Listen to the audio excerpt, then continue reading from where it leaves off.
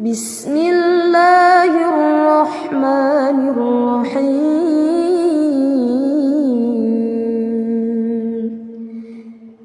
لم يكن الذين كفروا من أهل الكتاب والمشركين منفكين حتى تأتيهم البينة رسول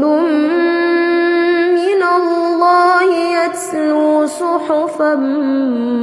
مطهرة فيها كتب